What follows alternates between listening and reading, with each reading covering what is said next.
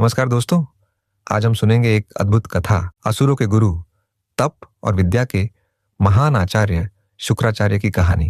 ये कथा है बल, भक्ति और रहस्यों से भरी हुई। शुक्राचार्य महर्षि भृगु के पुत्र और काव्य मुनि के संतान थे। बाल्यकाल से ही वे अत्यंत तेजस्वी और विद्वान थे। उन्होंने महर्षि अंगिरा से वेदों का अध्ययन किया, लेकिन अंगिरा अपने पुत्र बृहस्पति को अधिक महत्व देते थे। इससे आहत होकर शुक्राचार्य ने असुरों की ओर रुख किया और उनके गुरु बन गए। देवताओं के पास थे गुरु बृहस्पति। वे उन्हें यज्ञ और ब्रह्म ज्ञान से शक्तिशाली बनाते। असुरों ने भी एक ऐसे गुरु की खोज की जो उन्हें विजय दिला सके। तब शुक्राचार्य ने उन्हें अपनाया और उन्हें दी सबसे अद्भुत विद्या, संजीवनी विद्या। ये विद्या मृतकों को भी पुनर्जीवित कर देती थी। यही कारण था कि असुर बार बार देवताओं को युद्ध में पराजित करने लगे। शुक्राचार्य ने भगवान शिव की कठोर तपस्या की। वर्षों तक केवल वायु और पत्तों पर जीवित रहकर उन्होंने शिव का ध्यान किया। अंततः महादेव प्रसन्न हुए और उन्हें संजीवनी विद्या का वरदान दिया। यही वरदान असुरों के लिए सबसे बड़ा वरदान और देवताओं के लिए सबसे बड़ी चुनौती बन गया। जब देवताओं ने देखा कि असुर बार बार जीवित हो रहे हैं तो वे घबरा गए। उन्होंने अपने गुरु बृहस्पति से उपाय पूछा। बृहस्पति ने कहा, जब तक शुक्राचार्य की संजीवनी विद्या है तब तक असुरों को हराना असंभव है। देवताओं ने एक योजना बनाई।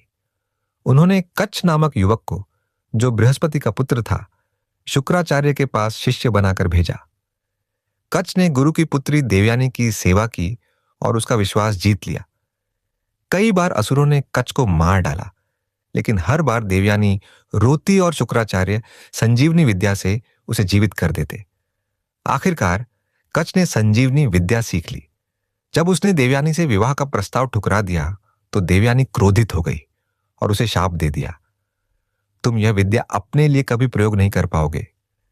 लेकिन कच्छ ने यह विद्या देवताओं तक पहुंचा दी और इस प्रकार देवताओं के पास भी अमृता का रहस्य आ गया। शुक्राचार्य असुरों के गुरु होकर भी न्यायप्रिय और धर्मशील थे। उनके नाम से ही शुक्र ग्रह का महत्व ज्योतिष में है।